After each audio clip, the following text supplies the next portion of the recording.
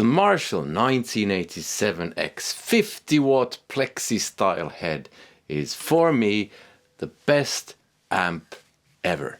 Hello and welcome to another video with me, Elmo J. Karjalainen. It's good to have you along. Today I'm talking about the 1987X by Marshall, the reissue of an old 50-watt head, and why it's just hands down the best amp for me. Now, when I was a kid, I was chasing some sort of sound. I wasn't entirely sure what it was because I was a kid and basically didn't know anything.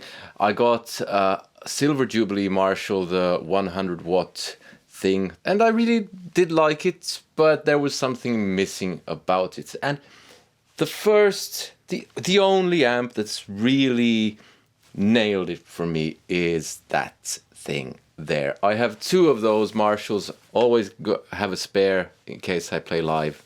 That goes for everything else, not just the amp. But what do we usually think about when we think about old Marshalls? We think that they're pricey, they weigh a lot, they're totally impractical because they're so loud.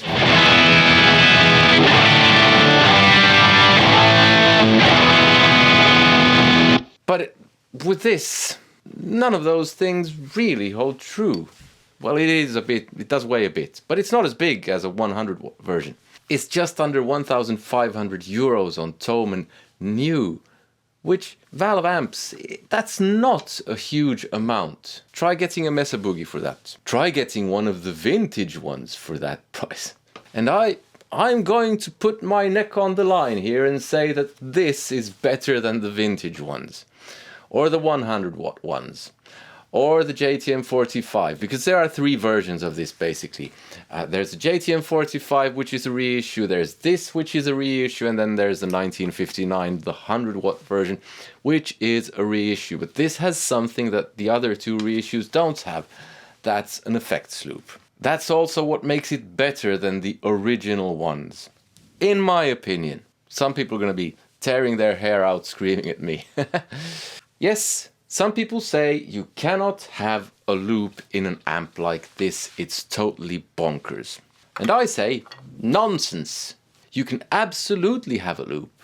It has an engage loop button on the back, where if you can disengage the loop, so it's just like any old normal amp like that. But with the loop, you can stick delays and reverbs and stuff like that there. But there's one thing especially that you can stick in there, and that's one of these. This is a volume pot, volume knob, totally passive. I have another one on my pedal board, the JHS little black amp box, little something like that. This is the old one I used to use. Now I have the JHS now, really no difference at all. This lets me dial down the volume on the Marshall. Here is the Marshall at full blast from a previous video I made.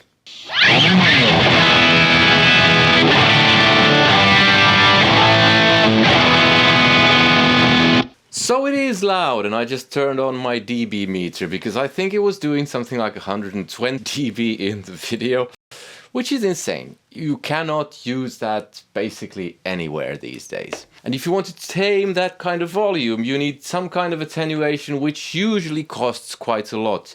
The little black amp box, I think it's 70 euros. And some of you are going to be skeptical, say it won't sound as good. The Studio Vintage 20, which is really pretty much the same amp, just 20 watts, either combo or head version, also has a loop. You can also do that with those. But I prefer this because this is 50 watts, so there's definitely enough volume for you. The SV20, I can think of some applications where it might need a bit more volume still. Most often not, though. So here is the way I have it set up. Presence on 4, bass on 7, 8, I think. 8, middle on 8, and treble on 6-ish.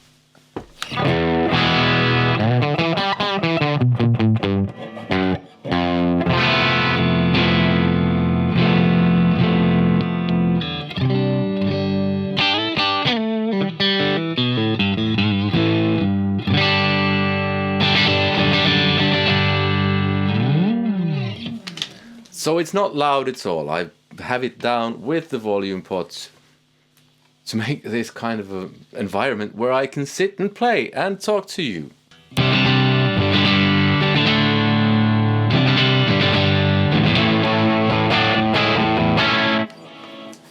Now someone might complain it's not totally clean, and it isn't.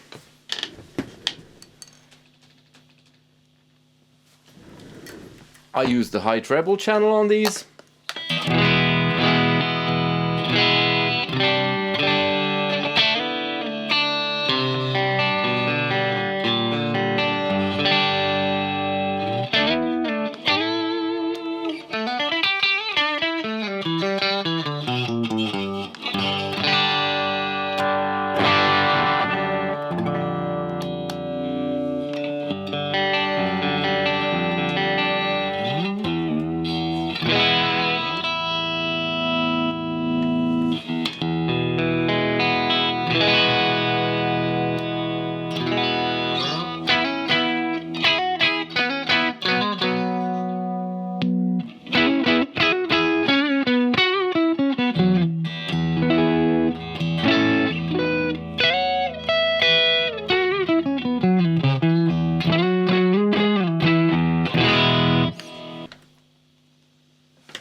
Now, these take pedals extremely well. A bit of Noble's ODR1.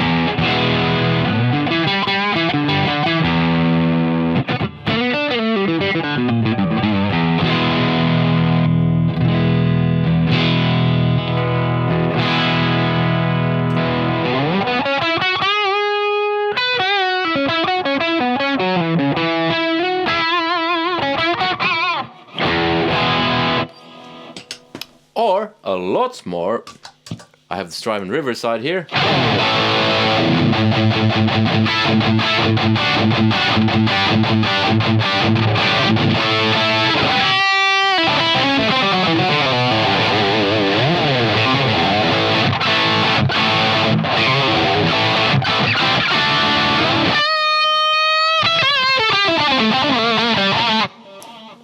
I can open up the volume a bit more on my pedal board.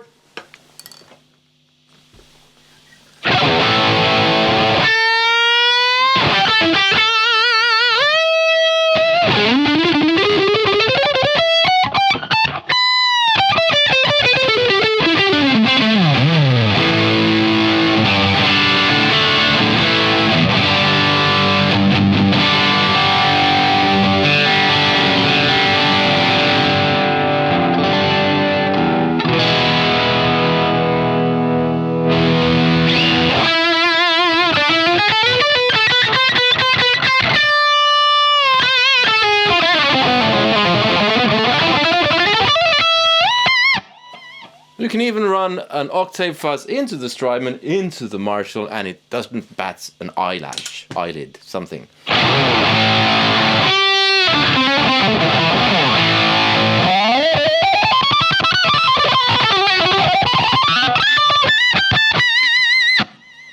It's absolutely brilliant. Of course, you can also jumper the channels like I've done, and you can use a different type of guitar.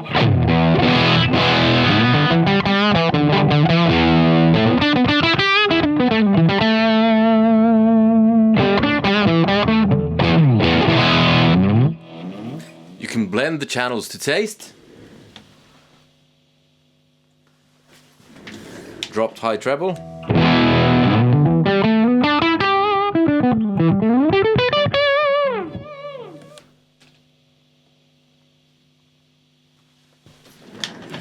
Normal halfway, high treble full.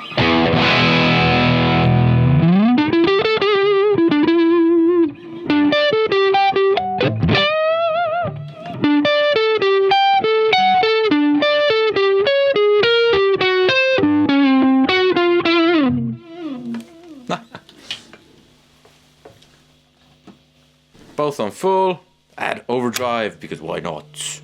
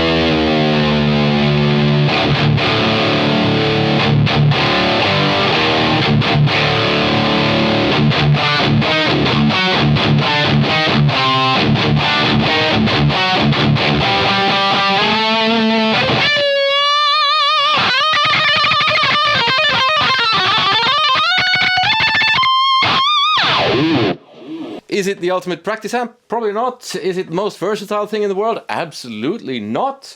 And therein lies its power. It does one or a couple of things like extremely well, and that's it. Doesn't need to do anything else. And with the loop, for me, it's just unbeatable.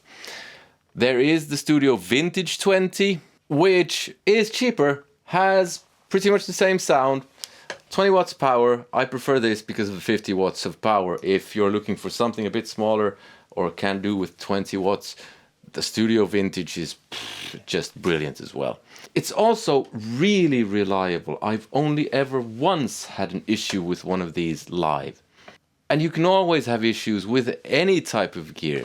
Even digital gear. I've had trouble with digital gear as well. Actually, probably more trouble. And admittedly, if you have one of these and you need a spare, that will start costing you some money. But for me, just the best amp out there. This video was sponsored by no one, just me, bringing you the joy of the Marshall 1987X. My favorite amp. If you want to check out some of my music, there's a playlist here. There's also Bandcamp in the description where you can check out my music. You can check it out for free. The album versions have all been recorded with that amp and that cab. If you want to get that amp, I have an affiliate link in the description where with the gear that I use, that amp is included there. If you buy something that way, you support the channel at no extra cost to you. Above all, I hope you enjoyed this video and I hope you have some use of it. Take care. See you. Goodbye.